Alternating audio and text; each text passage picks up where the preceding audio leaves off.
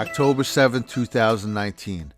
President Trump writes, I was elected on getting out of these ridiculous, endless wars, where our great military functions as a policing operation to the benefit of people who don't even like the USA.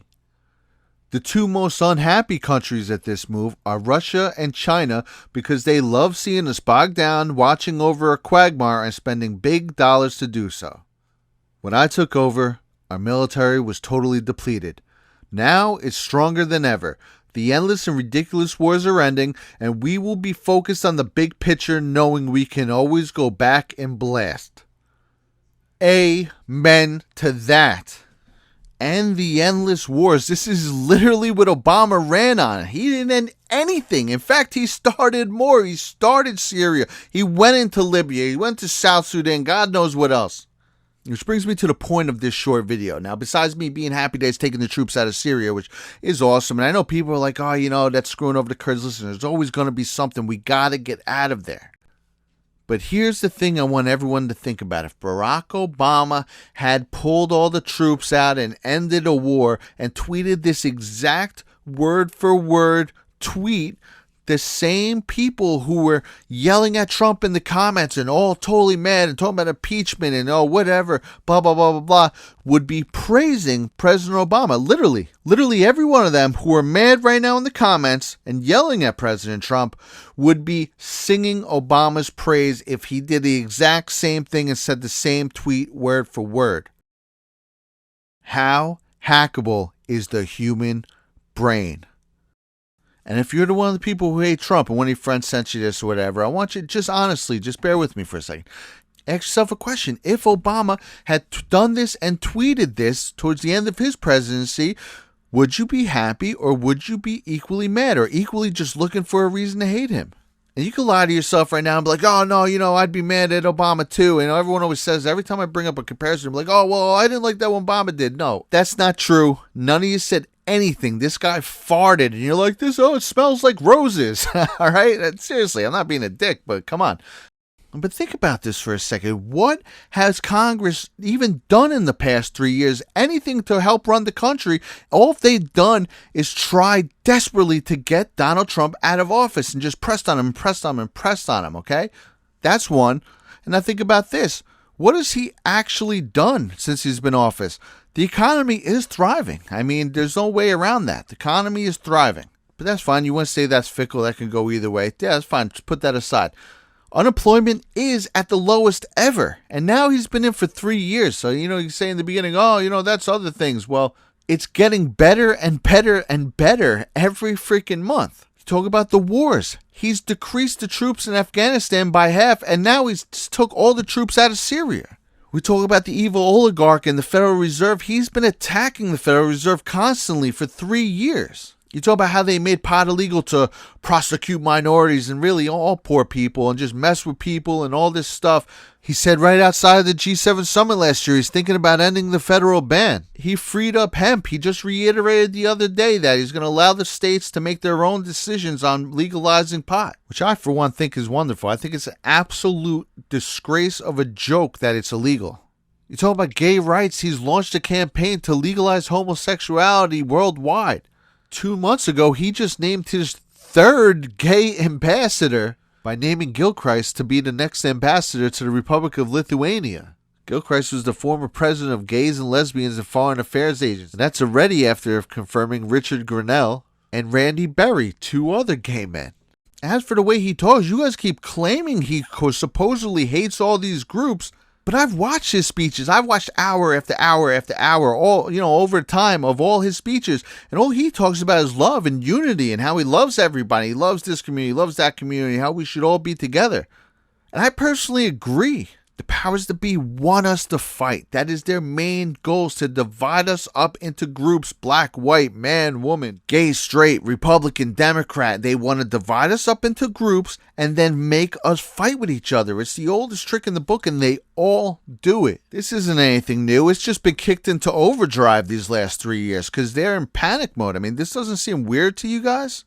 But anyway, before you turn this off, I just want you to think of those two things. Would you be saying the exact opposite if Barack Obama had tweeted the same thing as Trump? Just think about that for any tweet.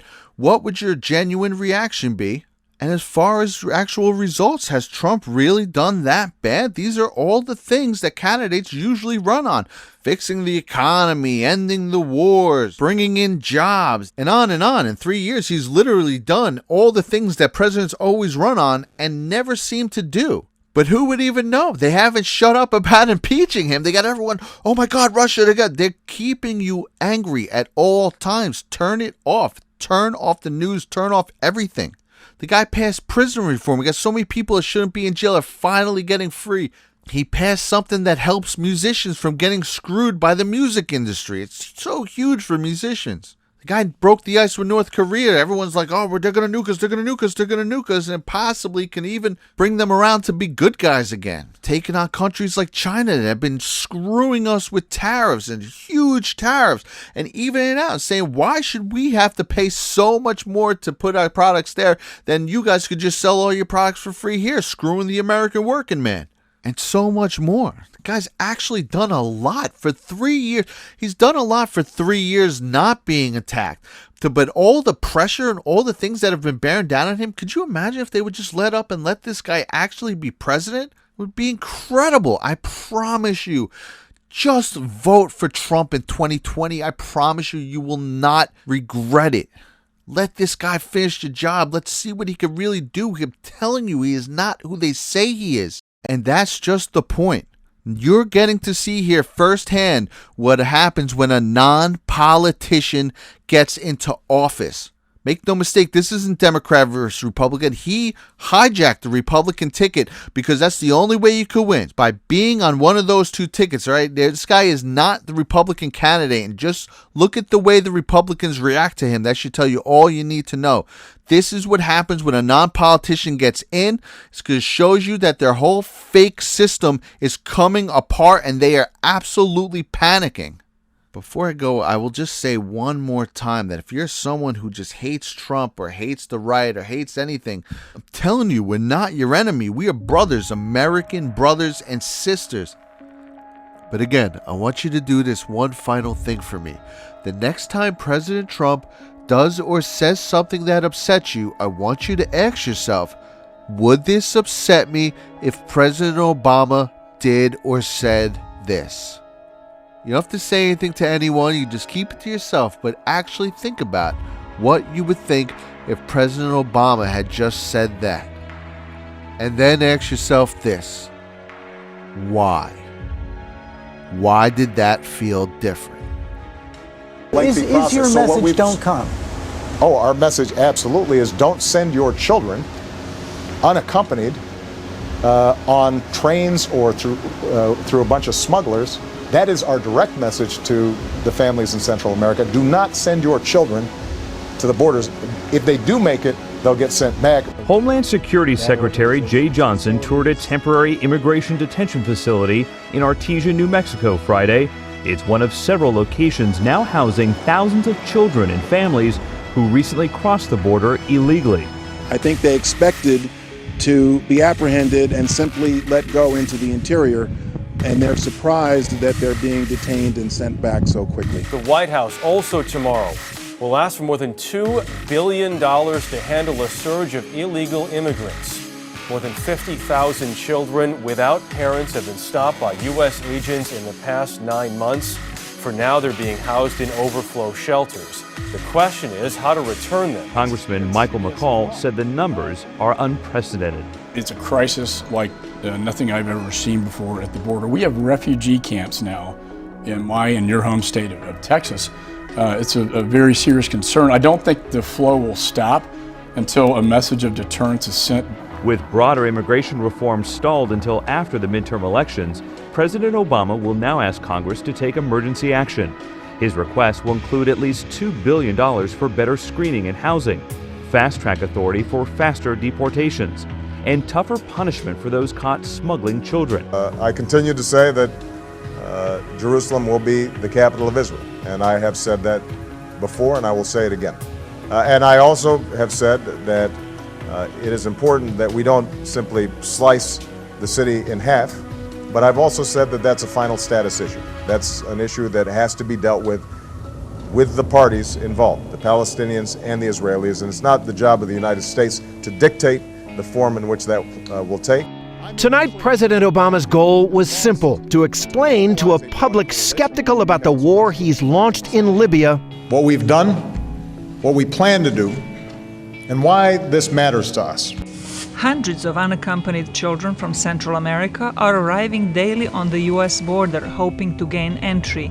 They are flooding the immigration system, which must determine whether they have grounds to stay in the country legally before they are deported. The problem is that our system is so broken, so unclear, that folks don't know what the rules are. President Obama said Monday that smugglers, traffickers, and other dangerous criminals use the confusion in the U.S. immigration system to traffic people and goods across the border. He said illegal immigrants and businesses that use them harm the U.S. economy and labor. As a first step, I'm directing the Secretary of Homeland Security and the Attorney General to move available and appropriate resources from our interior to the border. Protecting public safety and deporting dangerous criminals has been and will remain the top priority, but we are going to refocus our efforts where we can to make sure we do what it takes to keep our borders secure. More than 52,000 children have arrived in South Texas since October, filling border detention facilities to capacity. Some Americans blame the administration for the flood of children from Guatemala, Honduras, and El Salvador. Yeah, another guy said, but I tell you what, you won't see me moving to no African jungle anytime soon. Or some goddamn desert somewhere sitting on a carpet with a bunch of Arabs. No, sir. And you won't see me stop eating no ribs either. You gotta have them ribs. And pussy too. Don't Malcolm talk about no pussy? Now you know that ain't gonna work. And I will make it a top priority in my first year as president. Not only because we have an obligation to secure our borders and get control of who comes in and out of our country, not only because we have to crack down on employers who are abusing undocumented immigrants instead of hiring citizens, but because we have to finally bring undocumented immigrants out of the shadows. It is time we did that. It was meant to be a private chat on the summit sidelines, but when Barack Obama told Dmitry Medvedev he'd have more flexibility on difficult issues like missile defense after the US election, TV cameras were rolling. My last place for you. Yeah. After my election, I have more flexibility. Yeah, I understand. I transmit this information to Vladimir and understand. That is, of course, Russia's incoming President Vladimir Putin. The US leader has defended his comments ahead of the November poll, insisting they reflect a political reality that everybody understands. Obama's Republican rivals back home, though, have expressed alarm amid claims he's too open to concessions to Russia. This border wall was begun during the Bush administration, a victory for the hardliners in the immigration debate. But far from putting on the brakes, President Barack Obama has ordered the fence to be completed, and that has many border residents up in arms. I think the American people, they appreciate and believe in immigration, but they can't have a situation where you just have 500,000 people pouring over the border without any kind of mechanism to control it. Now, I have already stated that as president, I will make sure that we finally have the kind of border security that we need. That's step number one. Step number two is to take on employers. Right now, an employer has more of a chance of getting hit by lightning than be prosecuted for hiring an undocumented worker. That has to change. They have to be held accountable. And when we do those things, I believe that we can take the undocumented workers, the illegal aliens who are here, get them out of the shadows, make sure that they are subject to a stiff penalty, make sure that they're learning English, make sure that they go to the back of the line so they're not getting an advantage over people who came here legally. And when we do that, I think that we can, instead of shedding all this heat, start shedding some light on the problem, and we can once again be a nation of laws and a nation of immigrants. That's what I intend to do as President of the United States. All right. I was going to do this 9 months ago, and we were not at 100%, but we were pretty close. Everyone said, can we get to 100%? Now I get to 100%. And they say, well, maybe we could stay longer. I say, well, when do we get out? There's got to be a time we get out. We have to bring our people back home. And frankly, our great soldiers, I've been talking about this on the campaign. You go back 3 years ago and more, and you watch the speeches. We want to bring our soldiers back home. These are the endless wars. And we're not fighting, we're policing to a large extent. We're policing in certain areas. We're not police, these are fighters, great fighters, the greatest in the world, and that's what they do. So I've told President Erdogan, I hope he's going to treat everybody with great respect. You have to understand, they've been fighting various of the people that we were working with, and Turkey's been fighting them for many years. Somebody said hundreds of years. You had just mentioned to me yesterday, 200 years, maybe more. At some point, we have to bring our people back home, and that's what we're doing.